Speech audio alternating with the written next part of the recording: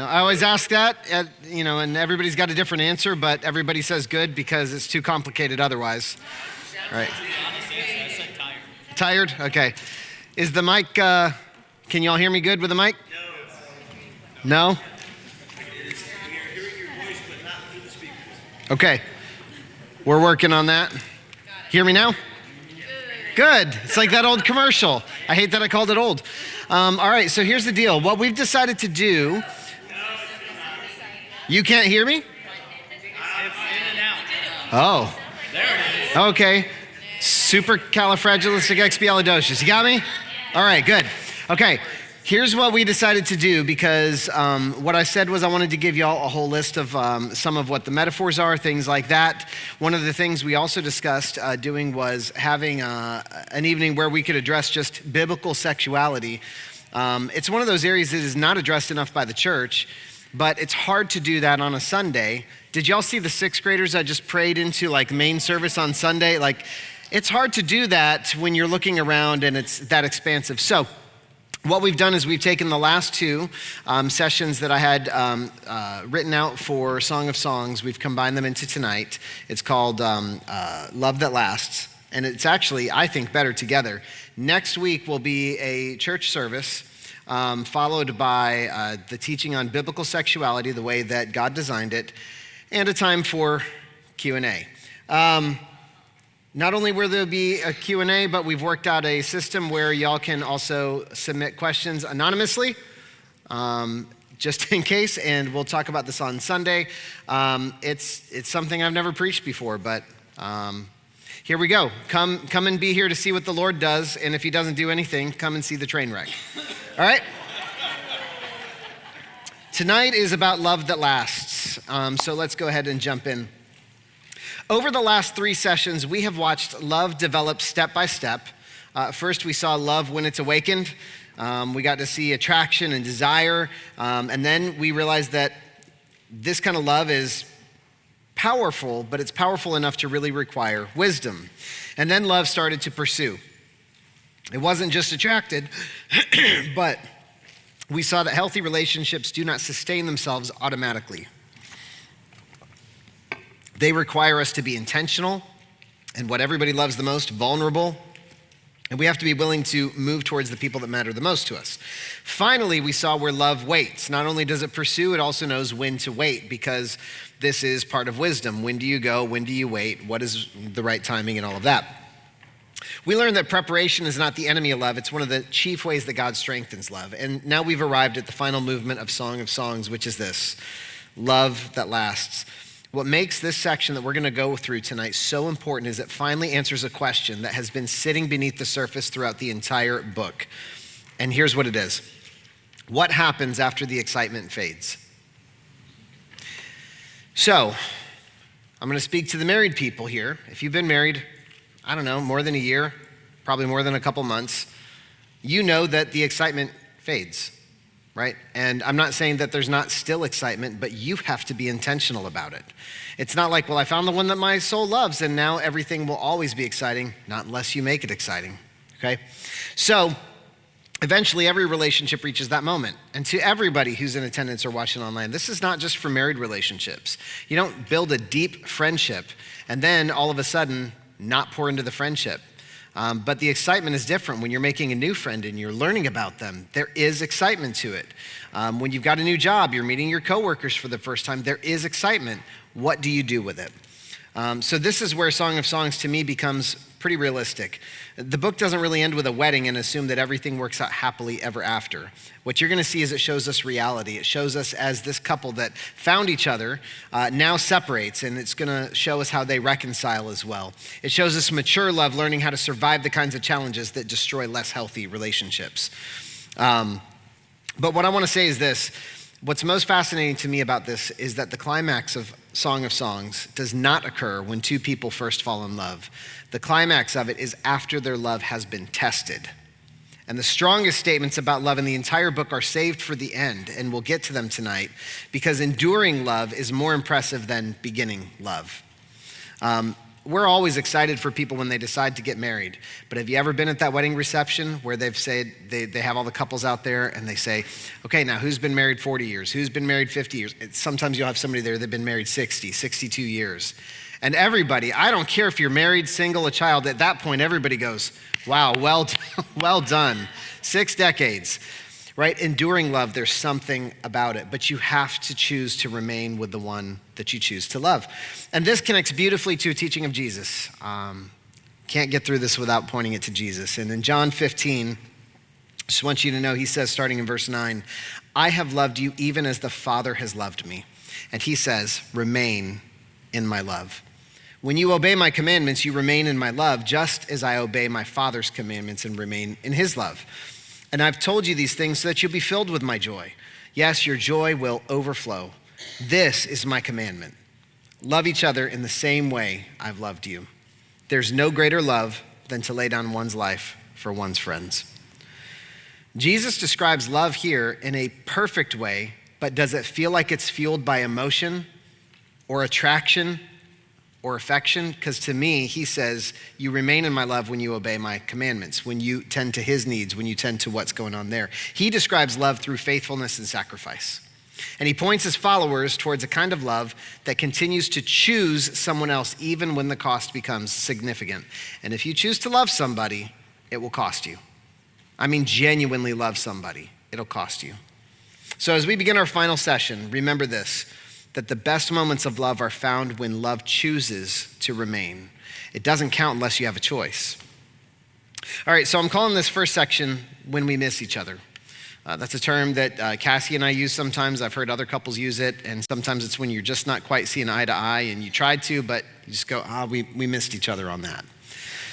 Some of the scriptures tonight will be uncomfortable to read, but probably not as uncomfortable for me as for you. We'll get there in a little bit. Here's what it says in Song of Solomon 5, starting in verse 2. The young woman says, I slept, but my heart was awake. Remember that, because we'll come back to that. I slept, but my heart was awake. When I heard my lover knocking and calling, open to me, my treasure, my darling, my dove, my perfect one. My head is drenched with dew, my hair with the dampness of the night. So essentially, he's saying, hey, let me in the house. She says in verse 3, I responded, I've taken off my robe. Should I get dressed again? I've washed my feet. Should I get them soiled? This is the equivalent of, I'm in bed and I've already had a shower and I've had my melatonin. Okay?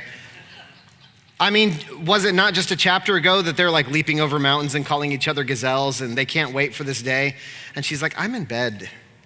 So listen, verse 4, my lover tried to unlatch the door and my heart thrilled within me. She's like, oh, he means this. So I jumped up to open the door for my love, and my hands dripped with perfume. My fingers dripped with the lovely myrrh as I pulled back the bolt. I opened to my lover, but he was gone. My heart sank. I searched for him, but could not find him anywhere. I called to him, but there was no reply. And the night watchmen found me as they made their rounds. They beat and bruised me and stripped off my veil. Those watchmen on the walls. Make this promise, O women of Jerusalem. If you find my lover, tell him I'm weak with love. Well, up until now, this relationship has been moving pretty steadily forward. Love awakened and pursuit and everything that we just talked about. Everything felt positive. Everything felt hopeful. Here, for the first time, we encounter a problem. Something goes wrong because two people who clearly love one another find themselves disconnected. And the scripture forces us to confront a reality that every healthy relationship eventually faces. And it's this. Sometimes people who love each other miss each other. And the scene here begins with a woman hearing her beloved knocking on the door. I mean, her words are nice, but instead of immediately responding, she hesitates. She's already settled in. She's thinking of herself instead of him. She's not chosen him in this moment, right? So, would this have happened with the woman that we met at the beginning of the study? The answer is absolutely not. So she says this. She decides to get up and open the door, but by the time she makes that decision, he's gone. The moment has passed. And what makes this scene so relatable, here's your blank, there's no villain here. They were not fighting. It wasn't, you said you were going to be home 3 hours ago, so I locked the door. No, there's no villain here. Nobody's being cruel. Nobody's acting malicious to each other. Instead, what we see is something that is much more common and relatable for us. You got two people here who care about each other. They just fail to connect at the same moment. They fail to connect at the same moment. The Hebrew word there translated as open is the word patak, and it means to open, uncover, or make accessible. Make accessible. All throughout Scripture, that word represents opportunity or invitation or some sort of response. The tragedy of this scene is not that the door remained locked forever, it's just that the response came too late. The opportunity for connection was there, but here's your blank, the timing was missed. And sometimes this happens. Guys, if you forget your wife's birthday or your anniversary, you might get her a gift 2 weeks ago or 2 weeks later. Ain't gonna be the same. I'm not saying there's not value in it. I'm just telling you it's not gonna be the same. That reality also reaches far beyond romantic relationships. Think about this. Most relational wounds are not created by intentional harm. Not at least the ones I know about, mostly by missed moments. Someone needed encouragement, but we assumed that there would be time later. Or someone needed a conversation, but we put it off till tomorrow. Someone reached out, but we were distracted. We were tired. We were busy. We were hurt or preoccupied. And so looking back, the issue when these things happen is usually not a lack of love. It's just a lack of being present. The story then becomes even more interesting because when the woman finally does rise to open up the door, she discovers the traces of myrrh left behind on the handles. And if you remember earlier in Song of Songs, myrrh was associated with preparation and beauty and celebration. It was all centered around their big ceremony when they finally came together. And that word appears there again, but now it carries a different emotional weight. It becomes evidence that someone had been present even though they're no longer there. And she can still see signs of his pursuit, but she can no longer experience his presence at the end of the pursuit. And when she realizes that, that changes everything. You see her suddenly losing the hesitation that was there, and she immediately starts searching for him. She did this earlier in the story of Song of Songs. She was looking for her lover. She found the watchmen, by the way, and they were kind to her earlier. The Hebrew word here that's translated as search is bakash, and it means to seek diligently, to pursue or look for something of great value. Great value. So this is not opening the fridge and wondering, what am I gonna eat tonight? Okay, this is like an intentional pursuit. You're hunting for the one that your soul loves. Earlier in the book, the pursuit was exciting and romantic, but here, the pursuit is now necessary. It's necessary because distance has formed. And I would just like to say this. If you have distance between you and somebody that you love, pursuit is necessary. It was something that was exciting before. Nobody had to tell you because you were getting to know somebody, but eventually you're gonna have to do it intentionally and choose to do it if you would like your relationship to stay important. As she moves through the city, she encounters the watchmen again. Earlier, like I said, those watchmen, they seemed kind of neutral or even helpful, but this time the interaction is painful. It says that they wound her and bruise her and take her veil. So I just want you to know, a little biblical side note here. There's two schools of thought in general on what this means. Some theologians think that this scene describes a real encounter where the watchmen treat her harshly. And in the ancient world, if there was a woman wandering alone at night in the dark, they would have been viewed with suspicion. And city guards were not always gentle when they were dealing with people that they viewed as ladies of the night or criminals or whatever. And so under questioning, they would often be rough or brutal with people, especially women, because the women couldn't really fight back. So under this interpretation, the beating and bruising are physical, and the removal of her veil is meant to be an act of humiliation and shame because now she'll be exposed to everybody else that sees her and they'll know exactly who she is. It doesn't describe, I've had people ask me in regards to this verse, it does not describe sexual assault. I can't preclude it from happening there, but it does portray a very painful experience in which she's mistreated by those who should have been protecting the city and its people. Okay, that's number one. This is not in your notes, this is just so that you know. Number two, other theologians believe that this entire section is part of a dream or a poetic vision. And the reason is because it starts with that statement I said to remember at the very beginning where she said, I slept, but my heart was awake. And in this view, the watchmen are not primarily characters in a historical event, but they're actually symbols of emotional pain. She has missed her opportunity. There's been some sort of disagreement, some sort of fight, some sort of distance between her and the one that she loves. And because of that, when she looks, she's only finding pain no matter where she goes. Scholars debate exactly how literally it should be understood, but the emotional point is clear no matter which way you go. The search was difficult, and the longer distance remains unsolved, the more painful that her experience becomes. Okay, back to your blanks. Song of Songs refuses to pretend that healthy love means perfect communication or flawless timing. So I don't want you to walk out of here saying, I need to have perfect timing or everything's gonna fall apart. You also don't have to be perfect. Although the only time people say that they're not perfect is when they're being very defensive. Even strong relationships experience moments where people just miss one another, emotionally or relationally or spiritually. And here's why. Sometimes expectations go unspoken. Sometimes expectations go unspoken. Sometimes needs go unnoticed and opportunities pass. The question is not whether these things are going to happen. The question is, what do you do when they do happen? And that woman's response becomes the key. She doesn't conclude that the relationship isn't worth pursuing. She doesn't say, well, that was a rough experience, so I guess I won't pursue him anymore. She does not walk away. Instead, she begins searching all over again. She pursues reconciliation instead of giving up. And let me just say this before we move on to the next section. Married couples eventually discover that misunderstandings are inevitable. Friendships experience seasons of distance. It's going to happen. Families go through periods of tension. And even spiritually, believers sometimes experience seasons where God feels distant. It's not because he's abandoned them, it's because something has interrupted the sense of closeness that they once enjoyed. And renewing our minds means that we have to know that missed moments don't have to become permanent distance. Healthy love is not measured by the absence of conflict. It's measured by the willingness to pursue connection when those things occur. All right, the next section. Remember why you fell in love. Remember why you fell in love.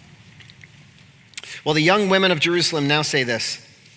Why is your lover better than all the others, O woman of rare beauty? Remember, she was saying, if you see him, tell him that I'm yearning for him. They say, what makes your lover so special that we must promise this? Well, the young woman says, my lover is dark and dazzling. What a compliment, huh? Better than 10,000 others. His head is fine as gold. His wavy hair is black as a raven. His eyes sparkle like doves beside springs of water, and they're set like jewels washed in milk. His cheeks are like gardens of spices, giving off fragrance. His lips are like lilies perfumed with myrrh, and his arms are like rounded bars of gold set with beryl. She said his body is like bright ivory, glowing with lapis lazuli. His legs are like marble pillars set in sockets of finest gold, and his posture is stately. It's very refined. Like the noble cedars of Lebanon, she said, his mouth is sweetness itself. He is desirable in every way. Such, O women of Jerusalem, is my lover, my friend. And they say, well, where has your lover gone, O woman of rare beauty? Which way did he turn so we can help you find him? She says, my lover's gone down to his garden, to his spice beds, to browse in the gardens and gather the lilies. I am my lover's, and my lover is mine. He browses among the lilies. Okay. The women of Jerusalem are asking a very simple question. What makes him so great? I mean, on the surface, that sounds like a reasonable question. If the relationship has become difficult, if there's been a disappointment, if there's been a problem, if there's been a fight, if there's been distance, why continue searching? I mean, is that not what you see in movies? You know, whenever there's a relational issue, then like the girl goes and talks to her girlfriends, or the guy goes and they're like, girl, you can do so much better than him. Or, I mean, like they're always trying to create distance because there's a problem rather than encouraging them on how to work through it. Why keep pursuing someone who's no longer standing at the door? Could he not have waited just a few more minutes? But that question becomes the catalyst for one of the most beautiful moments in this entire book. And here's why. Because instead of rehearsing the offense, the woman begins remembering the value of the relationship. We all have that choice when we have some sort of distance with people that we care about. We can rehearse the offense, or we can remember the value of the relationship. You can have 8 great years and then have 2 bad months, and what do you remember the most? So the response here is more important than most people know. Human nature always moves in the opposite direction, because we have to protect ourselves. It's how we're wired.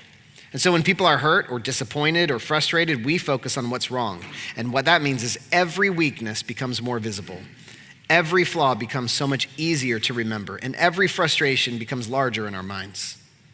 The longer that resentment is allowed to grow, the easier it becomes to forget what made the relationship valuable in the first place. Valuable in the first place. And that's not what happens here, because the woman starts describing her man, and if you didn't notice, it's in extraordinary detail. She's talking about his character, his appearance, his strength, what it's like to be in his presence. All of it's poetic, just as it's been, but that's not just the point, to be poetic in the way that she admires him. The point is she's remembering and listing every great thing about him. These people are asking her, why do we need to go and find him for you? You guys aren't even in a good place. And she's like, well, let me tell you all these great things that you don't know about him. One of the key words throughout this section is the Hebrew word that we've used before. It's the word dode, translated as lover or cherished one. Cherished one. See, we encountered this word before, but here it carries an additional weight because when we saw it before, it was being spoken to the person. Here it reflects affection that survives difficulty. Difficulty. It's still that cherished term that's being used when she's speaking about him and he's not even present.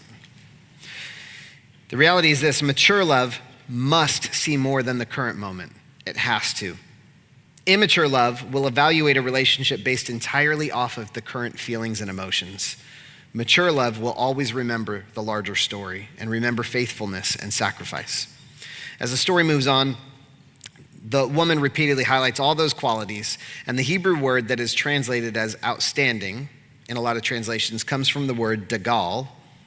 Dagal, it means distinguished or conspicuous or lifted up above others, above others. So the idea here is not that this guy is perfect. Again, nobody is flawless. The idea is that she is intentionally remembering the things that make him valuable. It's probably one of the most practical sections in the entire book because every long-term relationship eventually faces the temptation to focus exclusively on what is missing.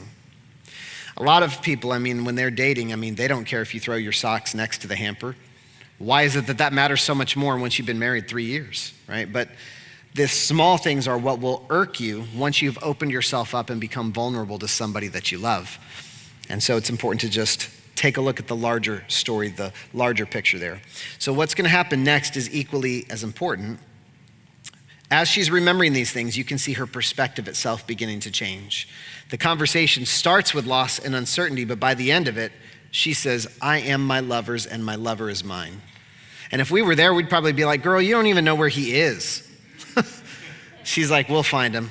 We'll be good. We're always good. Paraphrasing mine. She's not speaking as someone that's overwhelmed by distance anymore. It was only a few verses ago that she got brutalized by the watchman on the wall. And now she's like, we're good. So this progression here is showing something. Remembering doesn't erase the problems, but it often does help us see them more clearly. Conflict has a way of shrinking our vision until the problem becomes the only thing that we can see. But gratitude expands our perspective again. I'll say that one more time. Conflict has a way of shrinking our vision until the problem becomes the only thing that we can see. But gratitude expands our perspective again. It reminds us that one difficult season doesn't erase years of faithfulness, and one disappointment does not automatically define the entire relationship. All right, third section. We're going to call this finding each other again. If they were missing each other, now they get to find each other again. And I may not read every single verse here, so don't get too excited. Now, the young man is back. He says this. He says, you are beautiful, my darling, like the lovely city of Tirzah, as beautiful as Jerusalem, as majestic as an army with billowing banners. Don't call your woman billowing banners. It's been workshopped. It doesn't work. Okay. He says, turn your eyes away, for they overpower me. Your hair falls in waves like a flock of goats winding down the slopes of Gilead. He says, your teeth are as white as sheep that are freshly washed. Your smile is flawless, each tooth matched with its twin. Your cheeks are like rosy pomegranates behind your veil. Even among 60 queens and 80 concubines and countless young women, I would still choose my dove, the perfect one, the favorite of her mother. Little family drama. Dearly loved by the one who bore her, the young women see her and praise her. Even queens and royal concubines sing her praises. Let's skip down to chapter 7. He says, "How beautiful are your sandaled feet, O queenly maiden. Your rounded thighs are like jewels, the work of a skilled craftsman." He says, "Your navel is perfectly formed like a goblet filled with mixed wine." He says, "Between your thighs lies a mound of wheat bordered with lilies." He says, "Your breasts are like two fawns, twin fawns of a gazelle. Your neck is as beautiful as an ivory tower. Your eyes are like the sparkling pools in Heshbon by the gate of Bath Rabim. Your nose is as fine as the tower of Lebanon overlooking Damascus. Your head is as majestic as Mount Carmel, and the sheen of your hair radiates royalty. The king is held captive by its tresses." So the young woman responds right at the beginning of verse 9 there. "Yes, wine that goes down smoothly for my lover, flowing gently over lips and teeth. I am my lover's, and he claims me as his own." So I did skip some of the verses, but not the difficult ones, as I'm sure you noticed, but just the ones that were a little more repetitive. One of the things that's most noticeable about this section is what is missing from it. After the distance and searching for previous chapters, you might expect a lengthy conversation about what went wrong. I don't know if you've known somebody like this, but some people like long talks when there's a disagreement or some sort of problem. They obviously had some sort of falling out, some sort of distance happened, and now they are back together, and there is not one word about it. I would expect to find some blame or accusation or a detailed account of who was responsible for it, but instead, Song of Songs moves directly into reconciliation. Reconciliation. The focus is not on winning an argument, it's on restoring a connection. Two very different goals. Healthy relationships don't ignore problems, but neither do they allow problems to become the center of the relationship. The center of the relationship. I'll just tell you this, anytime you find yourself in a position where every conversation is about a problem, you've got a bigger problem behind that. Eventually there comes a point where people have to decide whether they want to continue proving their case or begin rebuilding trust with the people they love. And the man here starts by speaking these words of affirmation once again. It's like he never left.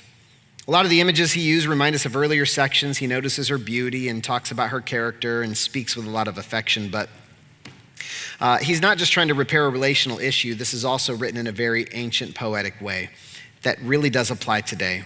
And here's what I mean by that. Reconciliation often requires returning to things that were lost along the way. Lost along the way. What was it that made you fall in love with them in the first place?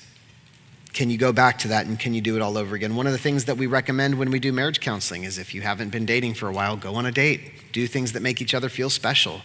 And I know sometimes people feel silly and they might say, well, we've been married for 30 years. Okay, well, it doesn't mean you can't get out there and go act like teenagers, get an ice cream cone and go park somewhere. I don't know. Go and do something that makes each other feel special, right? Relationships become healthy again when people begin practicing the habits that created the connection in the first place. Isn't that crazy? We think about it, we're like, these are the things that made us fall in love, but now we're mature. Now we've got other things that we'll use to connect us. Okay, but that stuff worked. I'm just throwing it out there, okay? One of the key Hebrew words here in this section is one we've seen before. It's raya, but it's most often translated as beloved or companion or darling. What's interesting is much like another word that we talked about recently, is this word was used earlier when the relationship was flourishing. But unlike words that emphasize attraction alone, raya also carries the idea of friendship or partnership or shared life. Did y'all catch earlier that she called him her lover and her friend? Wasn't it interesting? She went out of her way to include that there. That's important because reconciliation is not something that gets sustained by attraction, is it? Lasting relationships require true companionship. Two people who choose each other over and over again. When he describes her as beautiful as Tirzah and Jerusalem and all these other towers and ancient places, these were all places that were known for their beauty and their splendor. And as he continues, another theme starts to pop up here. If you notice, the relationship feels secure all over again. Earlier chapters had all the longing and the searching and the uncertainty, but here, confidence begins replacing anxiety. Is that not the goal of every relationship, that confidence would replace anxiety? And that is one of the realities of reconciliation. When trust gets rebuilt, people stop focusing exclusively on what almost broke the relationship, and they start to appreciate the things that helped it survive. The Hebrew word that is translated as beautiful is also a word we've seen. It's called yafeh, and it means pleasing, lovely, or delightful. But after everything that's happened, the word also carries a deeper meaning than it did earlier in the book. I love how Song of Songs goes out of its way to use similar words that it used previously, but now with a deeper meaning at the end. Because beauty is no longer being described from a place of infatuation. Now it's being spoken after disappointment and after distance and a reunion. And I would just tell you that in a lot of ways, beauty that has survived difficulty carries a different kind of weight. This principle also reaches far beyond romance. Friendships often become stronger after honest conversations. Families grow closer, working through conflict. Churches become healthier when disagreements are handled with humility instead of avoidance. And I would just tell you that even our walk with God will grow deeper after seasons of struggle because we have discovered his faithfulness in ways we wouldn't have understood unless we were struggling. Another important word that appears here is a word that a lot of people know. It's the Hebrew word shalom. But it's not used directly throughout every verse of this section. The concept of shalom, however, saturates this section. Shalom does not just mean peace. Most people know that. But it also means wholeness and completeness and things being restored to the way that they were meant to be. Biblical peace is not just the absence of conflict. Biblical peace is actually the presence of a restored relationship despite the conflict. And that's what we're witnessing here. All right, fourth section out of 5. This is called choosing us. Choosing us. Well, the man says, "Come, my love, let's go out to the fields and spend the night among the wildflowers. Let us get up early and go to the vineyards to see if the grapevines have budded and the blossoms have opened and if the pomegranates have bloomed. There I'll give you my love. And there the mandrakes give off their fragrance and the finest fruits are at our door. New delights as well as old, which I've saved for you, my lover." She says, "Oh, I wish you were my brother." Well, let's chase this through, okay? "Oh, I wish you were my brother who nursed at my mother's breasts. Then I could kiss you no matter who was watching." Again, this is ancient poetry. She's saying I wouldn't have to worry about what people were saying, although hopefully the kisses were a little different. She said in verse 2, "I would bring you to my childhood home and there you would teach me. I would give you spiced wine to drink, my sweet pomegranate wine. Your left arm would be under my head and your right arm would embrace me. Promise me, O women of Jerusalem, not to awaken love until the time is right." There it is again. And the young women say, "Who is this sweeping in from the desert, leaning on her lover?" And the young woman says, "I aroused you under the apple tree where your mother gave you birth, where in great pain she delivered you." Look, earlier in the book, a lot of the pursuit came from the man. He came over the mountains and called her out from hiding. She was bashful. She was self-conscious about her appearance. And now she's the one taking the initiative and saying, "Come on out, my love, let's go to the fields." And the relationship has matured to the point that pursuit is no longer one-sided. Both people are actively choosing one another. And I want you to know that this reveals something very important about relationships. Healthy relationships eventually move beyond keeping score. They move beyond keeping score. I'm all for chivalry, but it is okay for the woman to pursue the one that she loves as well. People just stop measuring who called last, who apologized first, who planned the date, who initiated the conversation. Instead, both people here become invested in protecting and strengthening what they had built together. So love becomes less about being pursued and more about choosing the relationship itself. What is good for the relationship, not just what's good for my side of the relationship. So this repeated invitation again to go to the countryside, all the imagery we've seen before, vineyards and blossoms, but earlier these images were symbolizing potential because vineyards and gardens take time to cultivate, right? But now the imagery is different because the fruit has arrived. The growth is visible and the relationship has moved from possibility to full maturity. So the woman is again speaking about giving her love freely, and the Hebrew word that is translated love here all throughout this section is the word ahava. Ahava.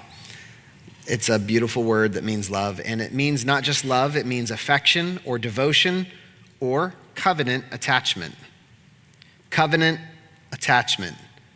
Does any of that sound romantic to you? Affection, devotion, and covenant attachment. What makes ahava significant is that it often refers to love that is expressed through commitment instead of mere emotion. Commitment instead of mere emotion. If you're in a relationship where one of you is more logical and one of you is more emotional, look, if you're the logical one, you probably need to show some emotion. Try to feel something, it matters.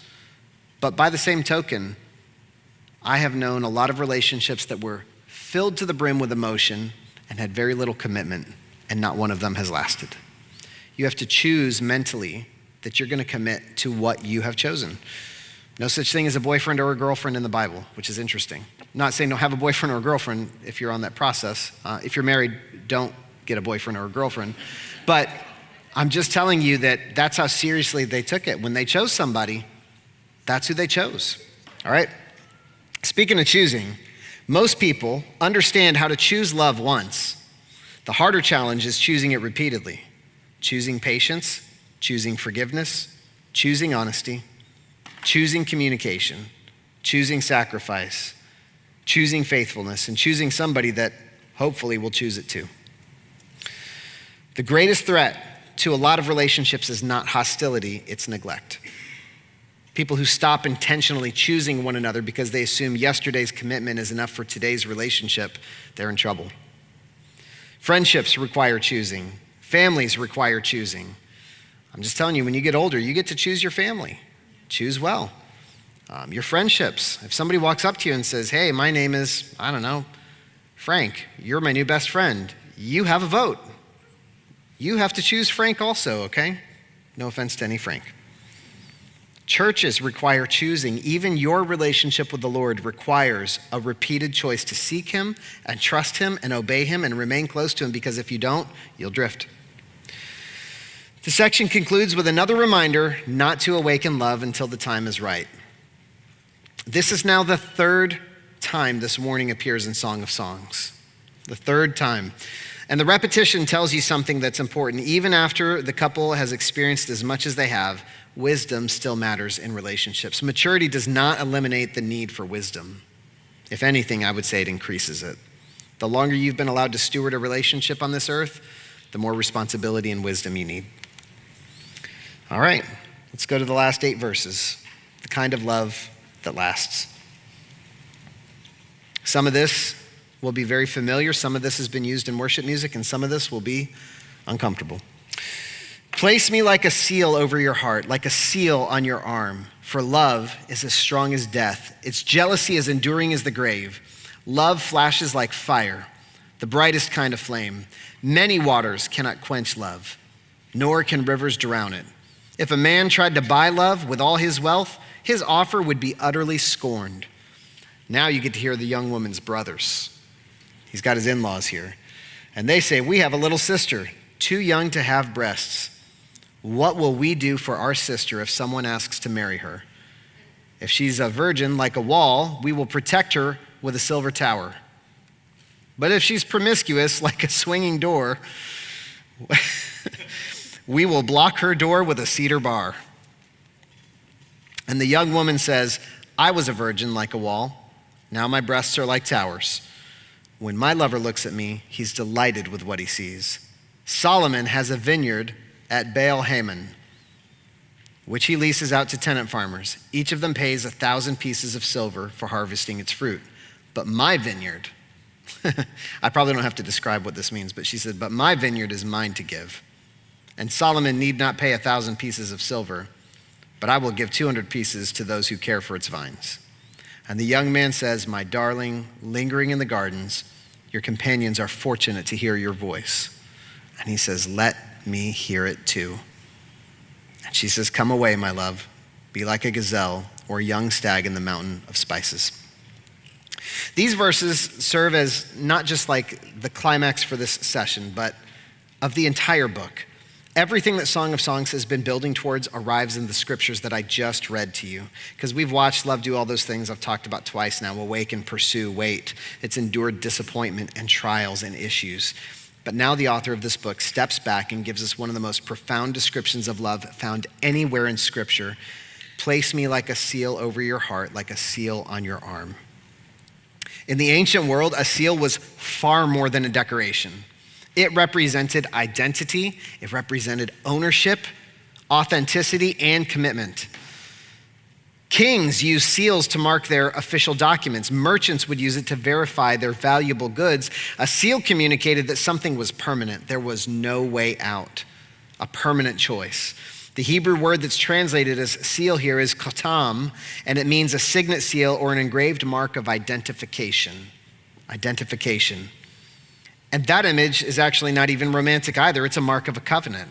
She's asking not merely to be loved by him, she's asking to be permanently woven into the fabric of his life.